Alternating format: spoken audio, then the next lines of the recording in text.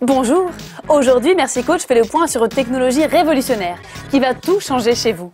Cette technique qui vous permet de construire tout seul de vrais objets, c'est l'imprimante 3D, une petite usine de la taille d'un four. Comment ça marche? À quoi ça sert? Et combien ça coûte?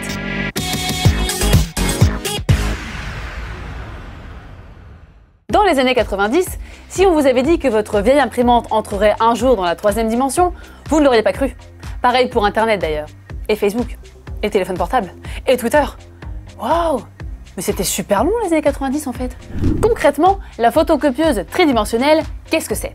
Eh bien disons que c'est un peu comme une usine réduite installée dans votre salle à manger. En théorie, le fonctionnement est assez simple. Sur le même principe qu'une imprimante laser, la machine fabrique en un seul clic l'objet désiré grâce à des cartouches en plastique qui remplacent l'encre. Et comme ces imprimantes du futur disposent souvent de portes vitrées, vous pouvez même admirer votre objet se créer sous vos yeux. Des bijoux, de la déco et même des maisons grâce à des imprimantes géantes. Fini Valérie Damido qui saccage votre intérieur? Vous pouvez le faire vous-même?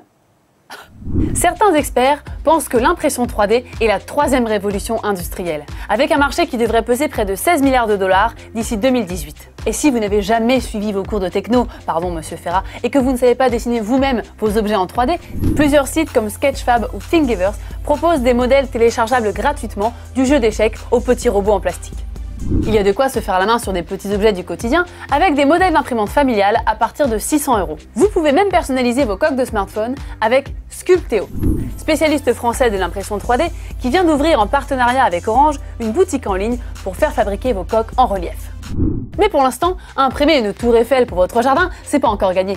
Car il faut souvent plusieurs heures pour un objet complexe dont la taille ne peut pas encore dépasser 15 à 20 cm.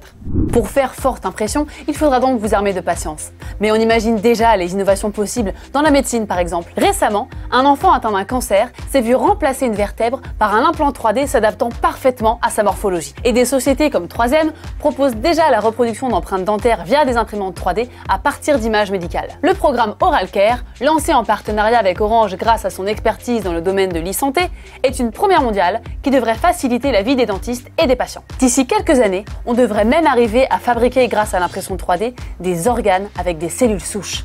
Pour résumer, les imprimantes 3D à domicile, c'est encore un peu cher, un peu long, mais c'est certainement la prochaine technologie qui va révolutionner votre quotidien. Pour patienter, moi j'ai décidé de me remettre à l'origami. Voilà, regardez, c'est très simple, avec une feuille on arrive quand même à faire des objets géniaux, voilà. Et pour toutes vos questions sur l'impression 3D ou sur mes talents pour l'origami, tweetez-moi sur @orange, #MerciCoach.